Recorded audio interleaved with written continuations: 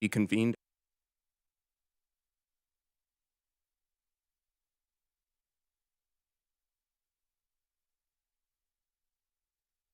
participating in the proceeding and voting. Those members must continue to use the software platform's video function while in attendance, unless they experience connectivity issues or other technical problems that render them unable to participate on camera. If a member experiences technical difficulties, they should contact the committee staff for assistance. Video of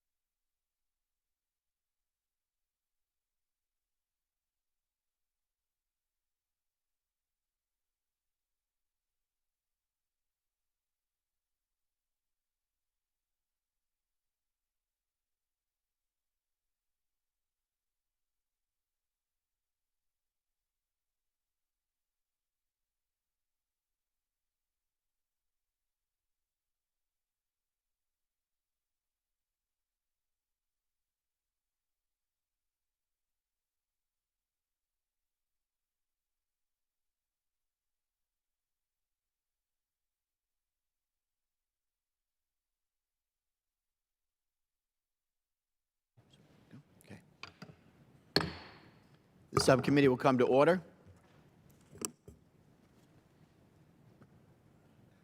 So I want to welcome everyone to today's hearing on the Department of Defense Information Technology, Cybersecurity, and Information Assurance.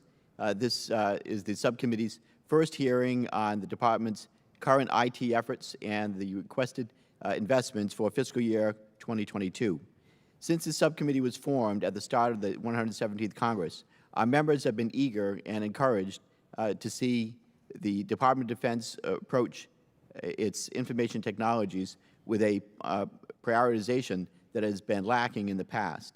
Of the many lessons from the pandemic, we have seen clearly that technology can revolutionize how we conduct our business, whether that's in Congress or in the Department of Defense. However, it also requires that the infrastructure which enables our technology is prioritized and secured in a commensurate way.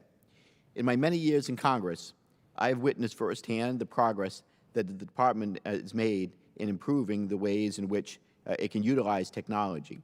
Nevertheless, there is still tremendous work to do. Year after year, we have leaders from across the Department tell us that they consider IT to be a priority before immediately pivoting to discuss how much funding they need for more flight hours or more aircraft or more tanks.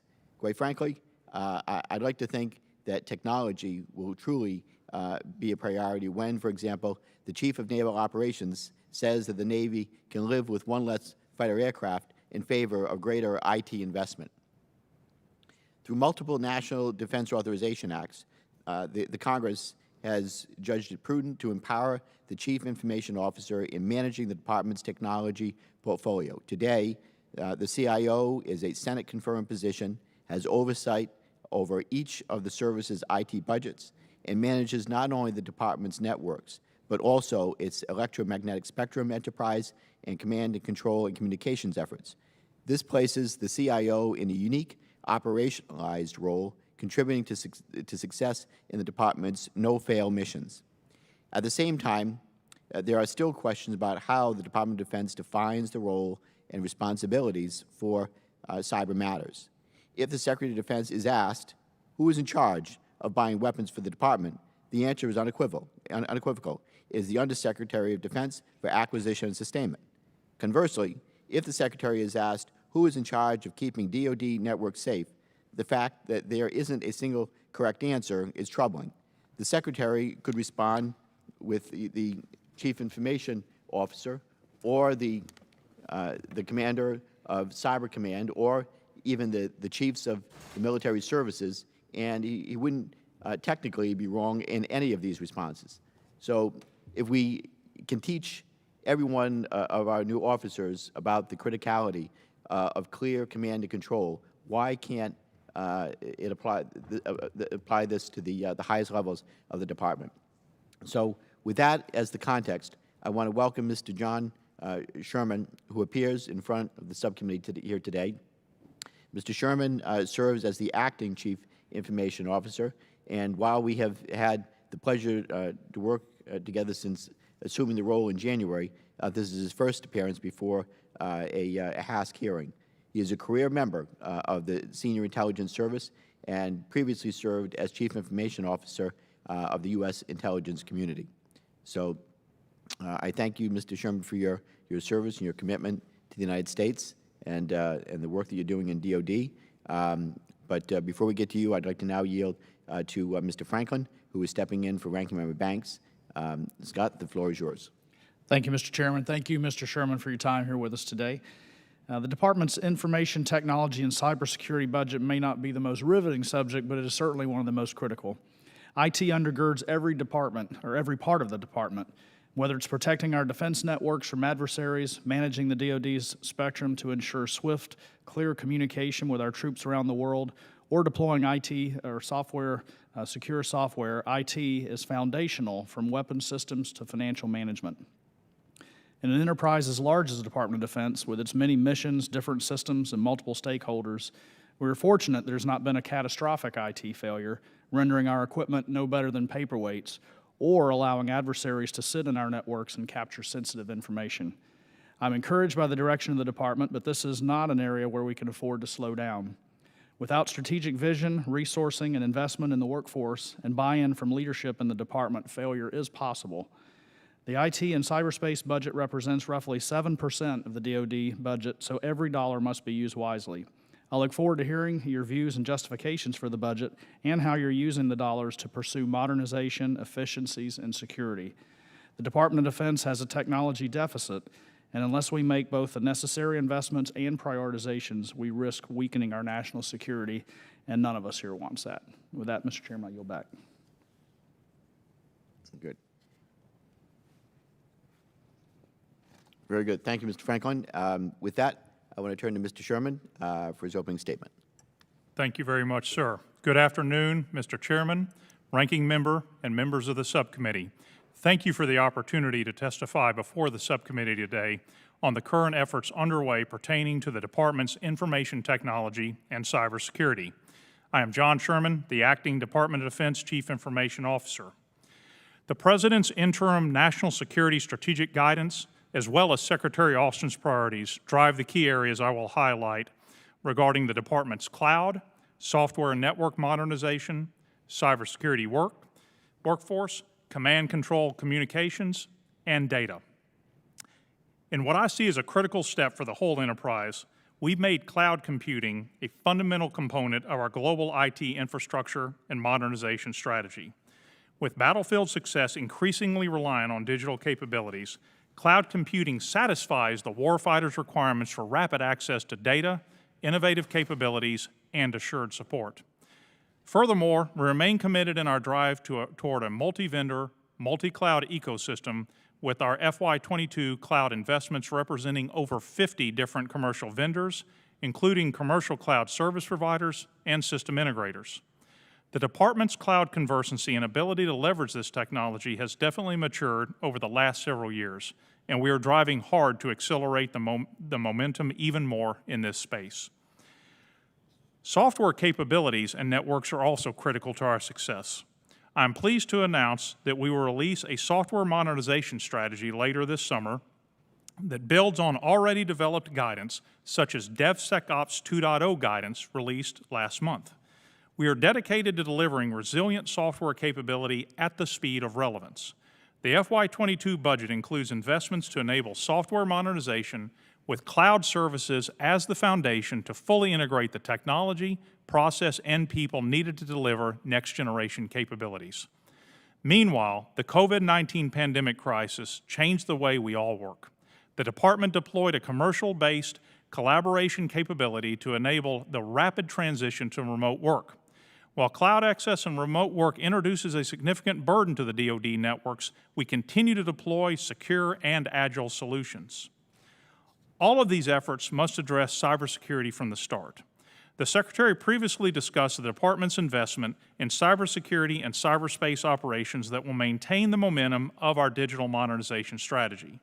The FY22 DoD cybersecurity budget maintains enhanced funding levels established in FY20 and FY21 for key enterprise cybersecurity capabilities that will enable us to advance our focus on zero trust and risk management and drive our new investments to enhance resiliency and cyber defenses. We take our responsibilities in this area very seriously given the threat landscape we face. While all divisions on our CIO team support warfighting, it is Command, Control, and Communications, or C3, that might be most closely linked to the warfighter on the ground, sea, air, and space domains. The critical capabilities in this portfolio, positioning, navigation, and timing, or PNT, electromagnetic spectrum enterprise, or MC, and 5G, are a key priority for the enterprise, especially as we face threats from our near-peer competitors. Finally, we often note that data is the ammunition of the future. The Department has prioritized ensuring the timely, secure, and resilient access to data needed for military advantage in all domain operations. While data management is not directly tied to specific program elements in the FY22 budget request, we are identifying, assessing, and tracking our data-related investments as part of the budget certification process that I lead. In closing, I want to emphasize the importance of our partnership with Congress in all areas, but with a particular focus on digital modernization and IT reform. Thank you for the opportunity to testify this afternoon, and I look forward to your questions. Thank you, Mr. Chairman. So we're going to go to member questions now. Members will be recognized in order of seniority for 5 minutes, and I'll start with myself. Mr. Chairman, first question I have, and I'm going to be direct. The Department released a comprehensive summary document of its IT and cyberspace activities budget, totaling 30 pages. This year, that same document is 6 pages, only 2 of which contain any substance. And separately, this committee has made your office aware that the IT and cyberspace activities portion of this year's defense budget overview was nearly a carbon copy of the 2020 defense budget overview. I have to be honest with you, if the Department of Defense were a high school student, I would have called this plagiarism. So with all due respect, if your office cannot be troubled to put together the necessary materials for this committee's oversight, how can we trust the stewardship of this critical portfolio? Mr. Chairman, thank you for the question, and I appreciate everything you're saying. And your staff had raised this with us a couple weeks ago. So a couple things happened on this as I've dug into this in my 6 months into the job, and particularly as it was raised recently. Part of the reduction in the length of the documents had to do with the CUI, or Controlled Unclassified Information designator, that was put on it, that in a way perhaps restricted the number of pages on there. But your point, sir, about the carbon copy is something I take very seriously. Your staff has raised this with me, and I will own this and ensure we get it better next time. And indeed, I have been laser focused on the technology and cybersecurity, but we need to do a bit better job in CIO working with comptroller and other department colleagues in the level of product we share with you. So, sir, I will take this guidance on and make it a priority going forward, and I appreciate you flagging it, sir. Without that level of detail, just to understand, we can't fulfill our oversight responsibilities. We're in the dark otherwise, and you know, that's unacceptable going forward. So I take you at your word, and we'll go from there. Also, in reviewing the Department's budget materials, it would appear that there are significant challenges between all the various DoD entities in harmonizing how the Department categorizes its cybersecurity and IT investments. For example, the Navy does not categorize endpoint device management tools as cybersecurity funding, yet the Air Force does. As a result, it is nearly impossible to get a comprehensive picture of how resources are being spent. How can our members help you accelerate the efforts to create greater compliance and consistency in understanding the Department's investments? Sir, thank you for that. I think some of this is what we need to be doing on our own within the CIO enterprise, working with our service and other colleagues as we work the budget year to year. To your point, and I took this once I got in the seat here, that our $5.5 billion for cybersecurity, thereabouts, doesn't indeed represent the totality of cybersecurity throughout the department. It's a large portion of it, but to your point about endpoint security, and I'll give another example of what we've done with DoD or Office 365, and some of the cybersecurity features we bought from the vendor on there are reflected in our enterprise and not cyber budget. Cybersecurity is my top priority as CIO, along with the other modernization activities. But to be able to reflect the totality of that is something we need to do a better job of. And I think we have the tools and wherewithal internally to work with our colleagues to make sure we can reflect this more accurately. But this is something, sir, I have noticed recently, because the $5.5 billion, while an accurate assessment of cybersecurity, there are some more in the budget that we need to be able to reflect in there. So, sir, we'll take that on board as well. It's important. Having that common understanding is going to help us better understand, where we're lacking capabilities, where we're investing in the right place, and how our dollars are being spent. In the statement you submitted to the committee, you noted that you serve as the department's lead for industrial control system cybersecurity. You also noted that the department is working to build cybersecurity expertise in the cyber workforce and are developing capabilities to monitor ICS systems. So I have a few questions about this. First, does the department use the term ICS in operational technology or OT interchangeably? To my understanding right now, we do, sir. This is an area of late that I've wanted to really dig on, both back when I was the principal deputy CIO at the time and now as the acting CIO. To answer your question, I believe we use those interchangeably. I'm working with our Chief Information Security Officer just as recently as this week to start to gather the documentation we have on this to ensure that we at the departmental CIO level have the right sort of guidance and the articulation of terms, right? What you're getting at, sir, as we're using IoT, well, and I'll throw IoT, Internet of Things, in there as well, along with industrial control systems, operational technology, et cetera, to get at the main issue that we're not creating seams in our cybersecurity activities between the cyber defenders and our facility managers, where an adversary could go after things like HVAC, elevators, and other places that would allow cyber vulnerabilities. So that's where we're at right now, sir. And what is the difference between defense cyber workforce and the cyberspace operations forces? I want to make sure I get this one right. The defense cyber workforce would include, the way we characterize the work roles include the cyber workforce, I believe, in there, sir. So the defense cyber workforce is based on a framework of the occupational series we have. I believe there's 54 of any type of individual, military or civilian, operating in cyber work roles in terms of whether you're a coder, a cyber defender, et cetera. So this gets to the blocking and tackling we've been doing over the past couple of years to get our arms around the totality of our cyber workforce. So I will take that for the record to ensure I'm being correct on this, sir, but the cyber operators that are working for Cybercom and elsewhere are included in our broader cyber workforce framework that we put together to allow us to get the fidelity we need on these occupational series and the work roles, so we can look all the way across the dozens of work roles with the fidelity we need to be able to characterize the tens of thousands of individuals we have in this area, sir. And the last questions I have, and then I'm going to yield to the ranking member, and hopefully we'll get a second round in too, but do the efforts that your statement describe extend to the cyber mission force and or the cyber operations forces? And will the cyberspace operations forces have dedicated elements for OT cybersecurity?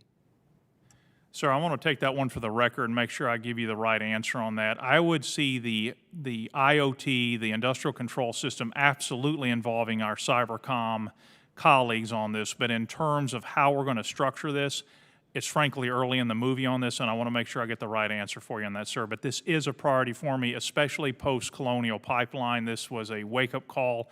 And again, the department has been on this, but what can be done to ICS? I want to ensure we're putting all the piece parts of this together, so I will need to take that one for the record as well, sir. Well, we look forward to getting the follow-up from you for the record. With that, I'm going to hold there. I'm going to yield to the ranking member. Thank you, Mr. Chairman. Mr. Sherman, it's my understanding that the Department of Defense allows unpatched software to remain on the network for 120 days before being removed. When our adversaries are increasingly looking to attack us from the cyber domain, can you highlight what the department's doing to reduce this time frame and make sure our systems are not vulnerable? And then part two of that, do you have the authorities necessary to require the services and components to act? Thank you, sir. I believe we do absolutely have the authorities we need on this, and this gets into the broader cybersecurity push we have, looking at things like our risk management framework, the standards we have about how long software can remain on our network, and indeed one of my absolute main priorities as we move to a zero trust architecture, getting after things like unpatched software, but also an overall holistic approach to how we structure our networks and making it assume that the bad guys are going to get on there, and how do we segment things, ensure it's patched as quickly as possible, and have the very best tools and approach on this. So, sir, this is something, the 120 days is probably too long. We would need to take a look at that, but this gets to the broader push I've also got the CISO working on to how can we do this better to ensure as we look at peer competitors and non-state actors that know they're coming at this, that is not what we want to be able to maintain there, sir. So we will be looking at that. Very good. In your testimony, you state that not all priorities can be satisfied in each budget. That's pretty much the standard for all the different departments that come before us. But can you highlight what's not being satisfied in the president's budget, and what risks are there associated with those unfunded priorities? Well, sir, I would say the main priorities are all being answered in the president's budget. We do have some risk areas that bother me, though, as CIO, and these have been enduring, and I think my predecessors would have said the same thing. You mentioned about the software patching. That's something immediately on our networks. Working with our colleagues in acquisition and sustainment, I really want to put our shoulder into weapon systems and critical infrastructure, recognizing that our adversaries are going to be coming after those too, and moving just beyond the Department of Defense Information Network under my charge, but looking again at weapon systems and elsewhere where we can work with General Nakasonia's team at Cybercom, work with ANS, and those are some risk areas that, because some of these programs were started in the 90s when cybersecurity was in a different place, we have a better way to come at this. That's the type of area, sir, where I think we're carrying some risk that I want to do a better job of working with our colleagues in the department. Okay, one final question for this round. Recent cyber attacks, such as those on the Colonial Pipeline and a water treatment facility back in my home state of Florida, have highlighted that critical infrastructure and utilities are becoming more integrated with traditional IT networks and therefore can be more exposed to cyber risks. How could the DoD's mission be impacted by such attacks on critical infrastructure and utility operations technology, and what are the department's plans to ensure an adequate level of protection to those assets that's commensurate with the risk? Yes, sir. That gets exactly to what I was mentioning with the chairman's question on this as well. ICE industrial control systems, operational technology, and we'll get the terminology all right on this, but exactly what you're talking about, a cyber attack not necessarily launched on our networks, but against our water supply, our heating and cooling on a data center somewhere that could be the same as a kinetic kill on something, but they would, and shutting the water off for cooling. Any number of things that affect our operations on our installations.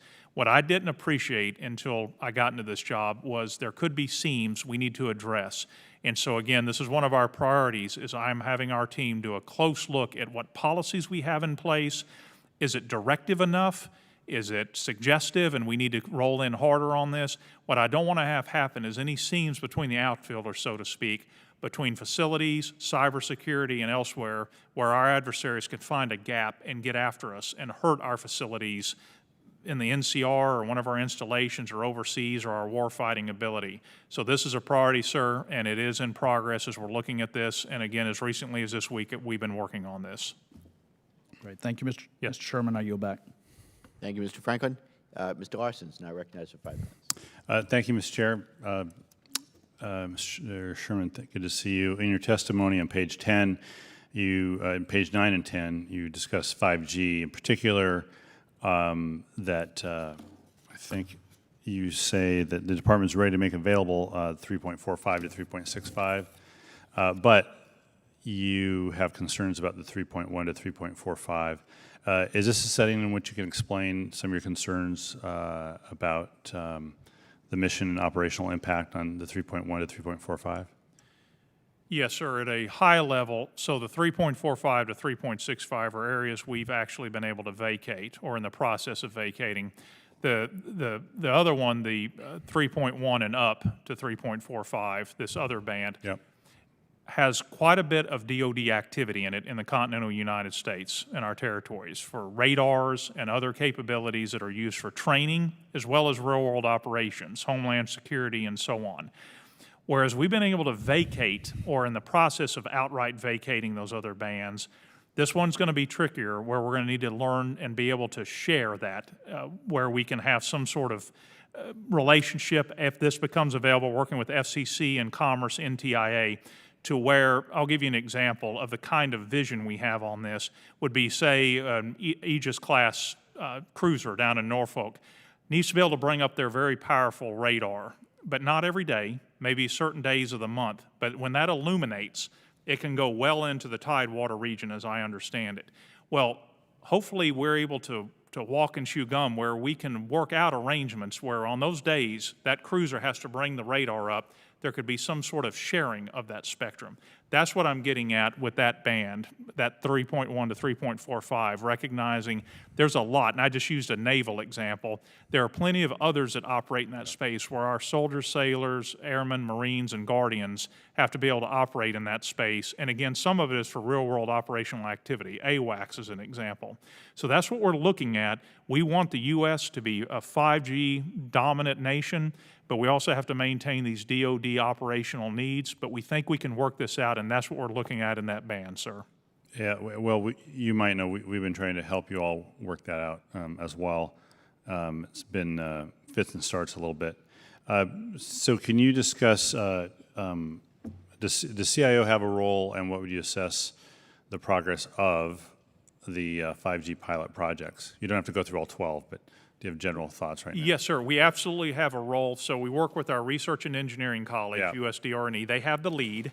We work it from the CIO side with the standards piece, working it closely with them and working it, I don't want to say at a more strategic level, but there is a very close partnership where they're working directly with the services, and sir, you're aware of all 12, Yeah. logistics and healthcare and aircraft maintenance and everything else, where we're working the standards piece and working with the higher level interlocutors at FCC and Commerce and elsewhere. So it is a very good coupling between their leadership working with the stakeholders on the pilots and us working it from a CIO standards, policies, I don't want to say oversight yet, but that piece of it. So we do have a very close partnership. When those are done, or when there's some assessment, I noted in your testimony, you said the CIO gets those in 2024.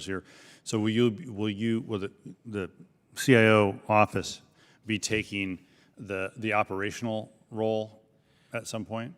I think we need to define exactly what that means, sir. But yes, well, I think we're going to have that, as mentioned in my written submission, and by 2024. And what does that look like? And as our colleagues in R&E move on to 6G and next G and keep leading us in that direction to stay ahead of our adversaries. So yes, sir, I see us as having the overall baton.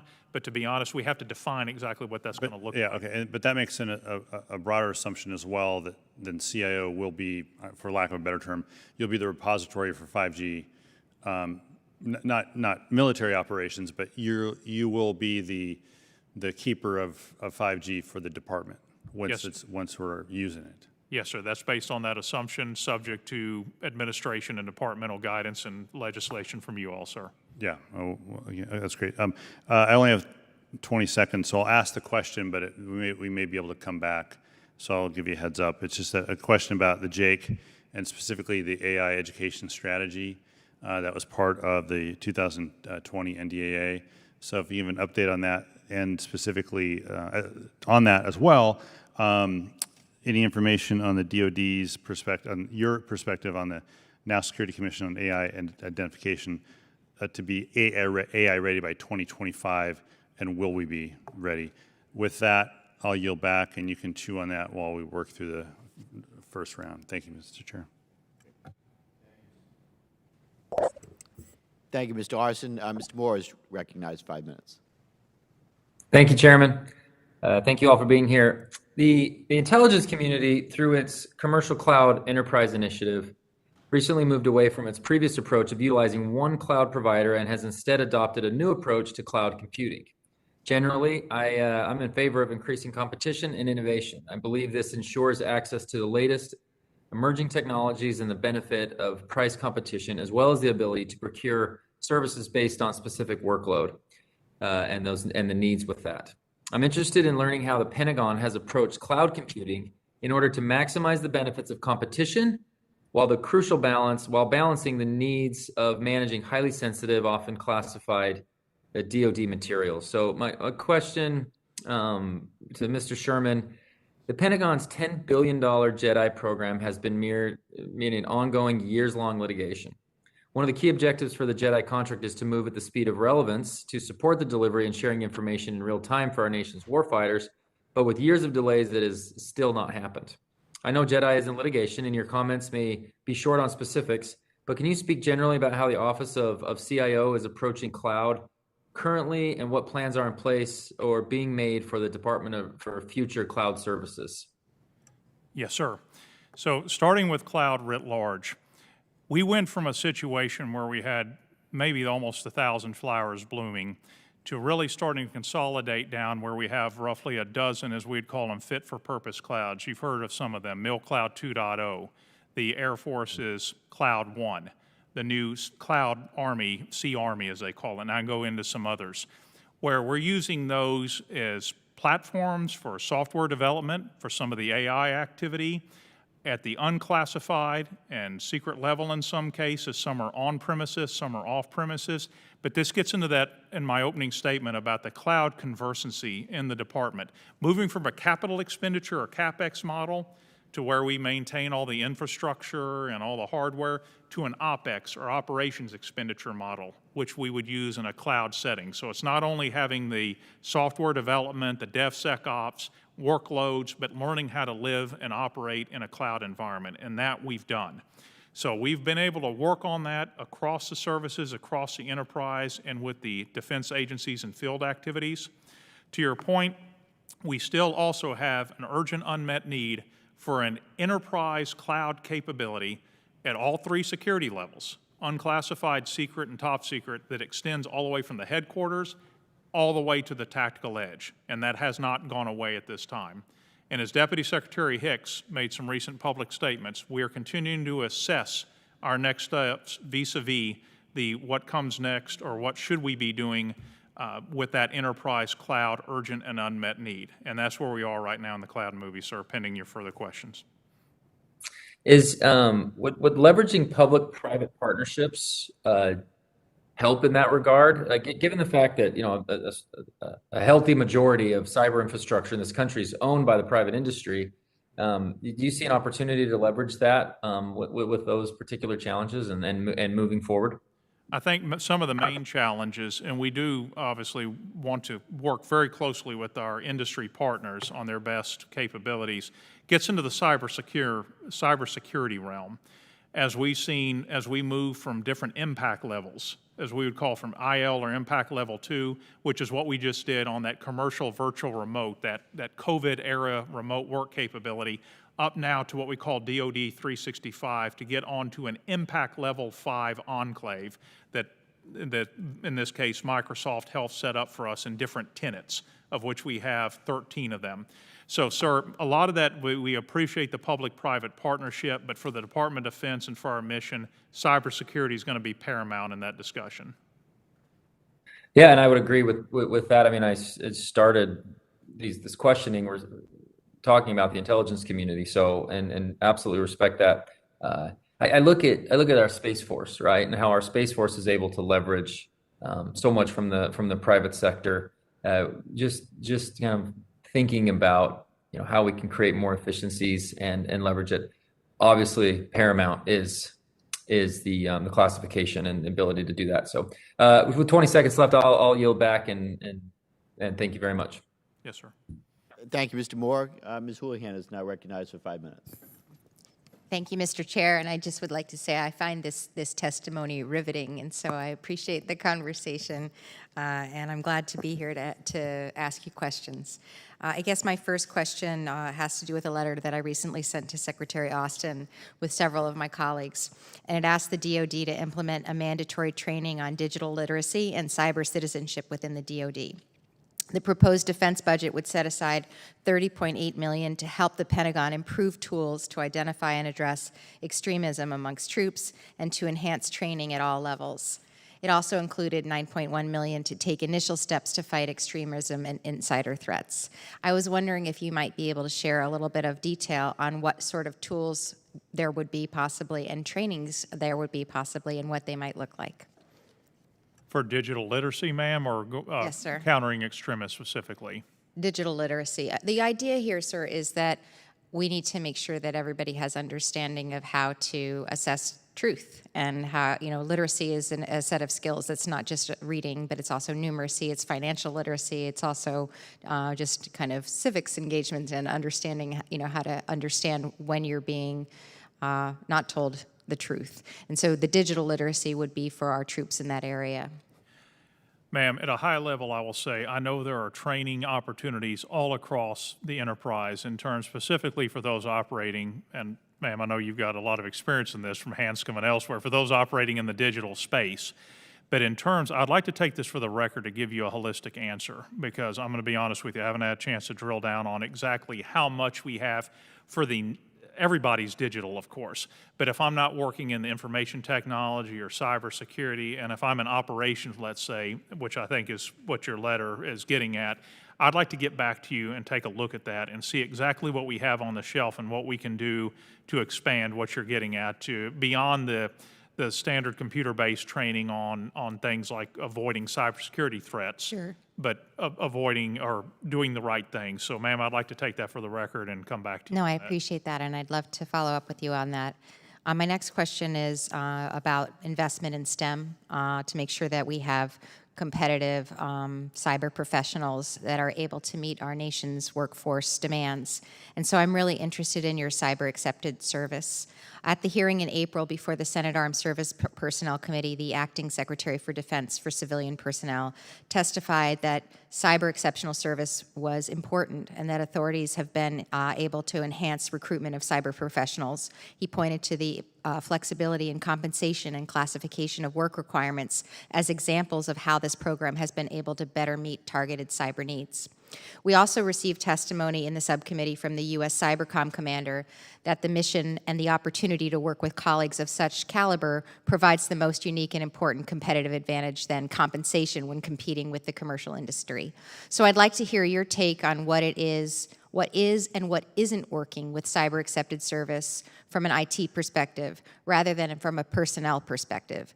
Do you agree with the assessments that we've heard previously? What would you like Congress to know about what is and what isn't working as we continue to examine these and other authorities to meet the DoD's cyber needs? I think at a high level, I think CS is working well. I think, and as I put in my written testimony, we've got about 9,000 civilian positions that it could apply to, and we've got about 6,500 that have been converted.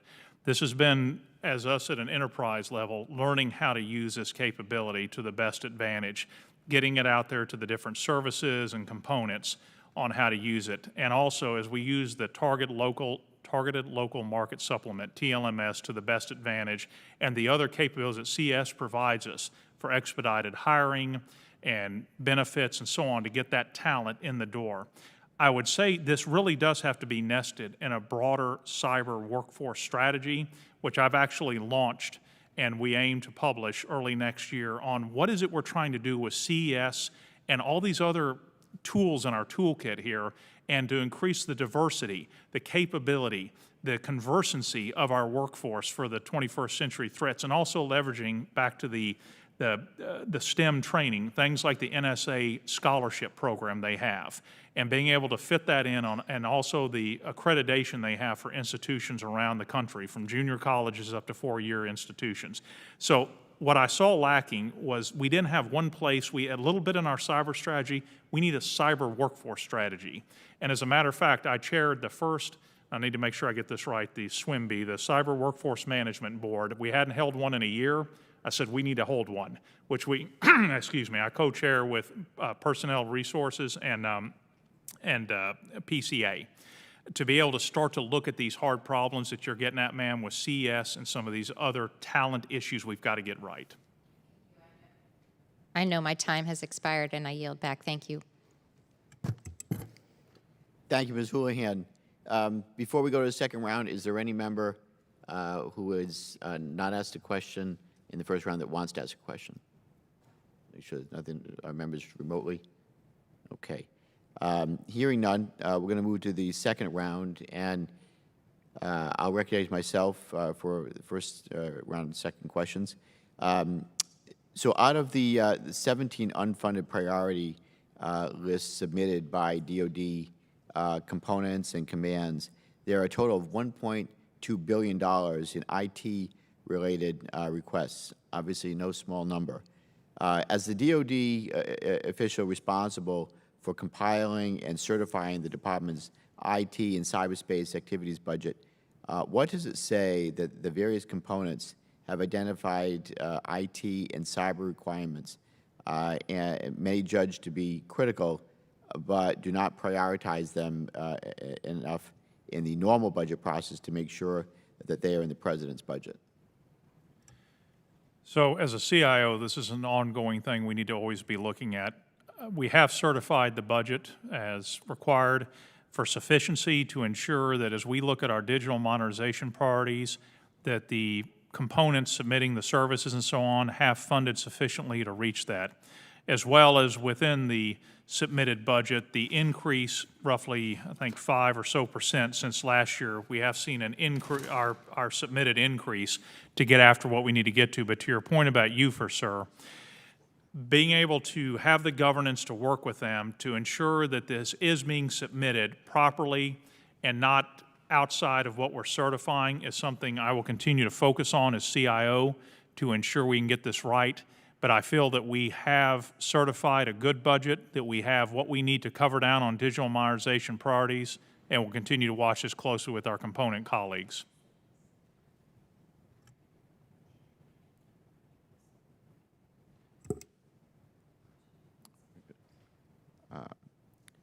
Okay.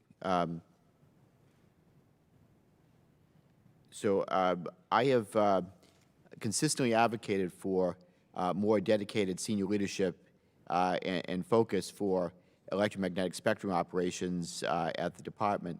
Mr. Sherman, in your written testimony, you wrote that the CIO has been assigned and designated as senior official for long-term implementation of the 2020 Spectrum Superiority Strategy.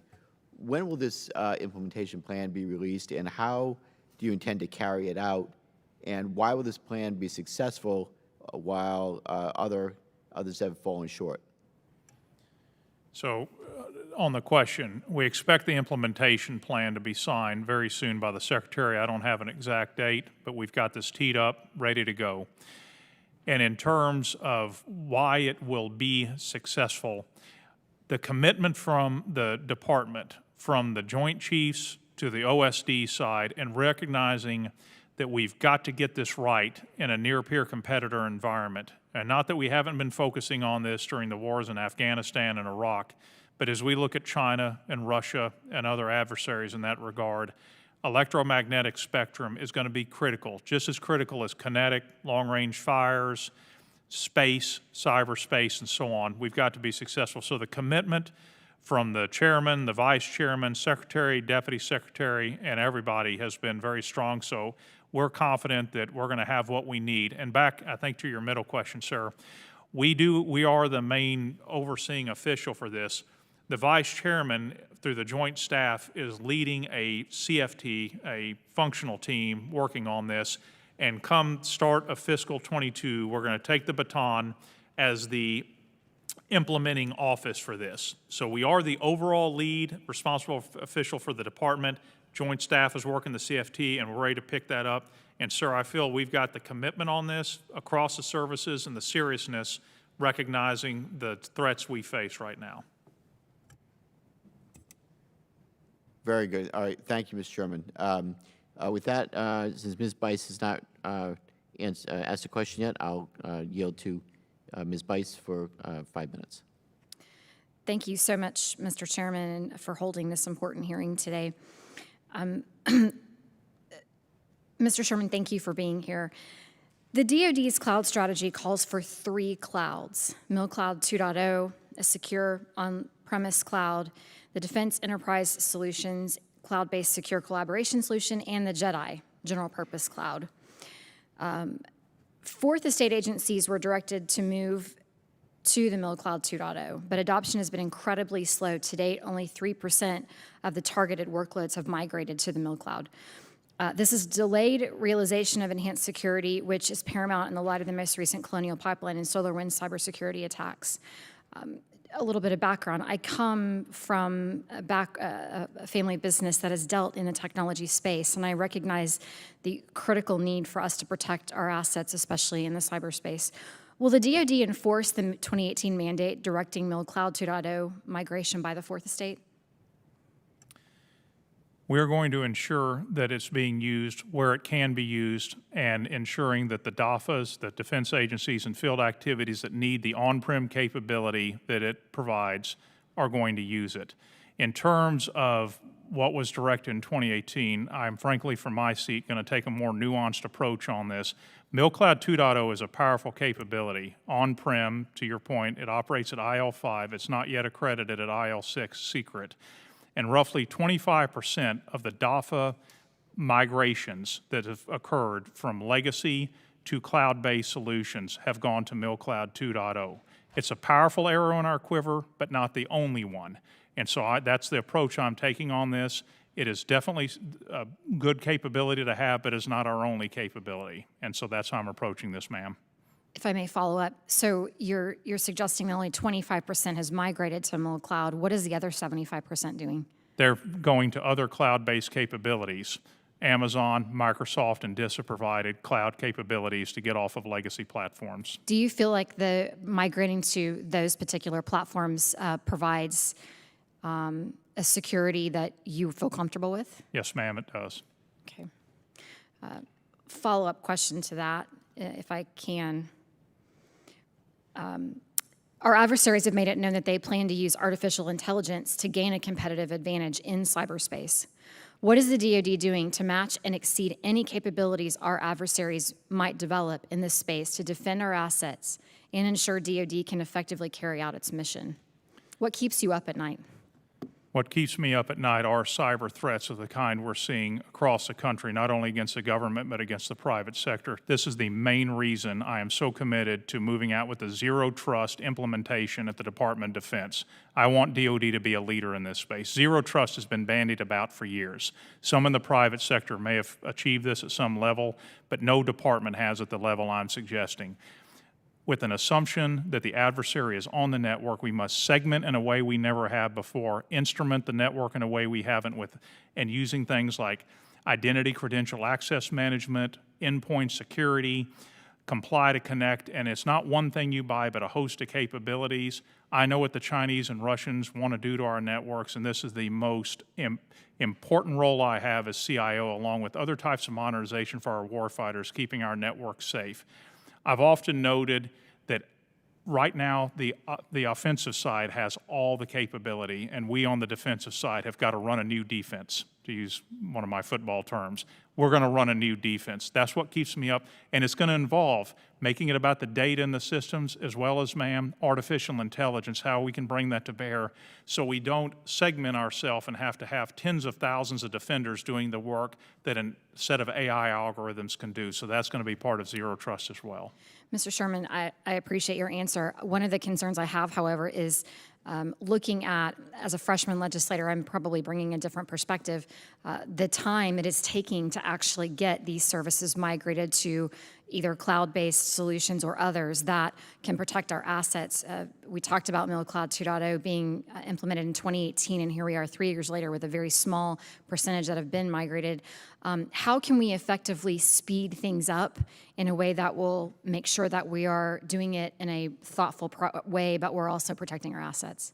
Ma'am, I would just add, of the defense agencies and field activities, the first 14 of them in our first tranche, we moved 97% of their applications off legacy to cloud of the 4 areas I talked about, as well as the services have made great progress, shut down legacy data centers, and got to manage services like cloud. We are moving aggressively in this direction, recognizing the vulnerability of legacy to cybersecurity threats. So we appreciate your comments on that, ma'am. Thank you. Mr. Chairman, I yield back. Thank you, Ms. Bice. Mr. Larson is now recognized 5 minutes. Thank you, Mr. Chair. Mr. Sherman, thanks for sticking around for my second round of questions. Appreciate it. I had a question regarding, first off, Section 256 of the FY20 NDAA, which required the DoD to develop an AI education strategy, and Jake is responsible for that effort. Do you have an update on that? Sir, I'm going to have to take this for the record, as the Jake no longer reports to me directly. They're close colleagues. We work hand in glove with them, but some of their specific initiatives, sir, I wouldn't feel comfortable articulating. I would defer that to General Groen and the Jake leadership, so I'd like to take that for the record to give you an accurate answer back on that, sir. That's fine. And then to follow up on some AI, I mentioned earlier, I asked if the DoD CIO had perspective on whether or not we're AI ready. The National Security Commission on AI has a variety of goals, including to be AI ready by 2025. Do you think the department will be AI ready by 2025?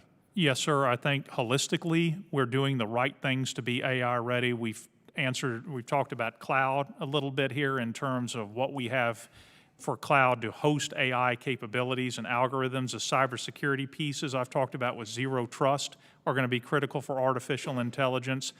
I will come back to our urgent and unmet need for an enterprise-wide cloud capability from headquarters to the tactical edge. That's going to be important for AI, and it will go to what Deputy Secretary Hicks announced last week with the AI and Data Accelerator Initiative, or ADA, as we're calling it, to be able to work across the combatant commands and unlock the power of AI for the COCOMs as well, using cloud-based technology. So I think we're leaning in the right direction, but we've got some work to do. So on that point, though, then who's responsible for lack of a better term, educating the COCOMs on the use of algorithms for purposes they define? I think this is exactly the ADA initiative that Deputy Secretary Hicks announced, with these AI teams that will be going to the COCOMs, as well as data teams, ODTs, operational data teams, working together on both the data side and the AI side, starting at places like Northcom, Indo-PACOM, and so on, getting in there with the users and the various J-code staffs and so on, and working on everything from the algorithm development, building on, say, what Maven has done, and also on the data side, working on things like Advana and what the data capabilities are, and merging that together. So these teams that are coming out are going to be a key accelerator for that, sir. Yeah. I might have missed it, but maybe I didn't. Do you have an update, or are you directly involved with CMMC and with the role cybersecurity plays with these smaller suppliers? Sir, only insofar as I had one of my senior executives participate in the CMMC review, which was conducted by ANS as a subject matter expert to contribute to that, and then only as CMMC connects to our broader defense industrial base security that we're working through the Strategic Cybersecurity Program, but directly, no, sir. No. CMMC I'm aware of, but not directly leading. Yeah, sure, I understand. And we'll follow up with other folks on that. With that, Mr. Chair, I will yield back. Thanks. Very good. Thank you, Mr. Larson. The ranking member, Mr. Franklin, is now recognized. Thank you, Mr. Chairman. Two follow-on questions. All the services who've come before us have talked about the need for more folks trained in the area of cybersecurity. It's a hot job market in the outside private sector. What difficulties are you facing in hiring individuals with the skill sets you need, and what are you doing to address any shortfalls? Sir, I think about this almost every day as I look out my window over at Crystal City, and then as I walk out to my truck and look over at Roslyn, and the number of our private sector partners who are competing for some of the very same talent here. This gets to the cybersecurity workforce strategy I spoke about a minute ago. We've got to come at this differently here. We're using the cyber accepted service, as mentioned, to get talent in here. We're using things like NSA educational programs to get to the colleges and institutions. We have to broaden the aperture on this, sir. I feel very strongly about this. This is going to take a whole-of-nation approach. We talk about diversity is critical, and I mean diversity in not only race, gender, but also geographic placement. We can't keep going to the same wells and recruiting in the same places. I want to broaden the aperture of the sort of talent we can bring in to the Department of Defense. And we may need to think differently, too, working with our P&R colleagues about, I'm not sure if we want to hire a data scientist for 30 years. Maybe she comes in for 3 or 4 years. Gets the skills there, gets the patriotic duty for DoD and the returns to the private sector, and then comes back to us in some number of years. We're going to have to work with our colleagues in intelligence and security on how we work clearance issues with that. I'm both excited by this, but also daunted because of the competitive environment in which we live with our private sector colleagues and the whole of nation approach this is going to take to stand up against our adversaries, sir. One last question. In the physical domain, a commander would be held accountable if he or she lost equipment or mishandled it. To what extent do you believe commanders are held sufficiently accountable for not caring for DoD information and system in their care? Sir, this is an evolving area that we've talked about quite a bit. Part of the issue, and I felt passionately about this myself, if you roll out of motor pool without proper ammunition or fuel on your fighting vehicle or off pushing the ship off the dock, et cetera, you're held accountable for that. Part of it has to get on how we can ensure that there's instrumentation and that the commanders and the ship drivers and the maneuver commanders and others know what is going on their weapons platform. So if there's going to be accountability with this, we've got to be able to monitor what's actually going on there. And then what does it mean in terms of readiness? So that's an evolving discussion we're having again with our P&R colleagues on this. But what does cyber accountability mean? But one key thing on this, sir, that I'm working to do, and this is an area that I want to inject with you all on the legislative side and industry partners and elsewhere, we use terms like cyber hygiene, which can make people glaze over. Sir, I know you're a former operator. Sometimes cyber hygiene people go, well, that's something for the CIO or the J6. I want to use a term called cyber survivability. This is something, as a former Bradley guy myself, this will get my attention, that if I'm going to be taken down by this by an adversary, we got to change how we think about cybersecurity. So, sir, these are the kinds of things we're looking at. We need different tools in our toolbox working with P&R, and we have brought this up to our leadership, and we have some work to do on it, sir. Thanks, and I agree. You know, from a Navy standpoint, it's always been known that the captain is ultimately responsible. It doesn't matter if he or she's on the bridge. If the ship goes aground, you're relieved of command. And at some point, I think we're going to have to understand that the potential damage from cyber intrusions are going to be just as serious as any of those. But I appreciate your comments there, and I yield back, Mr. Chairman. Yes, sir. Very appropriate comments, too, I would say. Thank you, Mr. Franklin. And Ms. Houlihan is now ready. Actually, before I go to Ms. Houlihan, I just want to remind members that as soon as we adjourn here, we are going to be going up to 2212 for the classified portion of this hearing. So I hope everyone can go up there for the classified portion. With that, Ms. Houlihan is now recognized for 5 minutes. Thank you. My last and final question has to do with our allies, and I had the opportunity to meet with several of their defense attachés. They were talking about how their nations have implemented effective cybersecurity protocols, or at least what they believe to be effective cybersecurity protocols, and managing potential cyber attacks and intrusions. And in their opinion, sometimes better than the United States. Has the DoD sought to work closely with our allies to determine what cybersecurity practices are working for our other nations? Absolutely, ma'am. One of the things I'm privileged to do is work, for example, with our Five Eyes defense CIOs.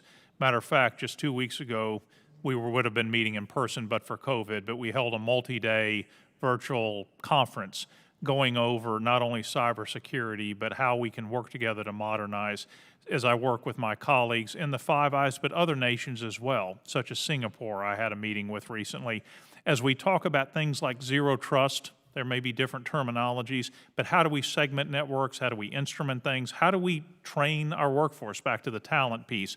So yes, ma'am, we have robust conversations. And one thing coming from the intelligence side, having the privilege to work with allies for many years, we in the United States do a lot of things right, but we have a lot to learn from allies too, and I value that highly. And many of them are women and men who have great experience in the private sector before they went to their governments, and so we do have very active discussions on this area, ma'am. Has there been discussion in the DoD or with our allies about developing a formal comprehensive approach to cybersecurity or global cyber infrastructure? So some of this would get into probably, in terms of cybersecurity, I don't think we've talked formally about that. I would also have to defer to General Nakasone through Cybercom, some of those channels, what he may be setting up. So I'll take that one for the record to make sure we get you a whole answer. But from the CIO side, we do have a lot of engagements, but maybe not quite to the level of a formal structure that you're getting at on that, ma'am. Thanks. And my last question is something that you talked about with kind of workforce coming in and out, starting with you all as an example, and then going to the private sector, and then perhaps looping back around later on mid-career. And you talked about something that is an important part of that, which is clearances. Can you reflect for a little bit on what does that mean? I'm a person who held a TSSCI clearance decades ago, came back around, and now I'm here again. And we have a very different process, which we can talk about later on how we reestablish those clearances here. But how would that happen? And is there anything congressionally or federally that we can be doing to make that easier for people? Ma'am, I would really have to defer to my colleagues in intelligence and security and DCSA. But I would just flag, as someone who's worked in intelligence and now seeing the kind of how this would work, we are going to have to get our head around this as a person leaves government service, works in a private sector academic setting. They're necessarily going to have foreign contacts in a globalized, and I know you're well aware of this, ma'am, and when they come back, let's say they want to come back at a higher rank, maybe a slightly different role, we're going to have to figure out how we don't make them wait 12, 18 plus months. And so I think this is something we need to look at. And again, on the cyber workforce strategy, this is something I want to start to put some markers down as really firm requirements for us to think differently. Because the more we reflect on this, 30-year careers may work for some, but as we look at the digital and cyber space, this is not going to be best for us, back to as we were talking from a whole-of-nation approach. So I don't know if we need anything legislatively just yet, but I think we need to get our head around kind of what the steps of this would look like, ma'am. Mm-hmm. Thank you. And with a final comment, I really was interested in the ranking chair's comments about kind of how we have responsibility to understand what the liabilities are and frankly the punishments are for people who are in command and control of cyberspace, so to speak. And I'm really intrigued and would look forward to learning more about that with everybody on the committee. Yes, ma'am, and nothing to add on that, but just recognizing cyber accountability, maybe a new term, is something we definitely need to consider, the same as poor maintenance or poor training as before a unit pushes out. So thank you, ma'am. Thank you. I yield back. Thank you, Ms. Houlihan. Mr. Moore is now recognized for 5 minutes.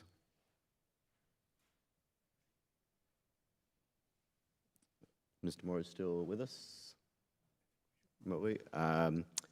Okay, I'll hold there. I'm going to yield to Ms. Bites for 5 minutes. Thank you, Mr. Chairman. And I actually want to really tack on to Representative Houlihan's comments about the clearance process. I think one of the things that we've heard over and over is that it's taking too long. And sort of to that point, when we're talking about recruitment, we often think of sort of the high-tech universities, maybe West Coast universities, the Stanfords of the world to go recruit from. What are you all doing to really look at other institutions of higher learning that have a fantastic program that maybe hadn't been thought of in the past? And I'll use a university in Oklahoma, the University of Tulsa has a fantastic cyber program that they're really doing some innovative work on. How are you looking at this from a workforce standpoint? So I'll tell you how we're looking from CIO, and I think our P&R colleagues could absolutely amplify this with greater detail.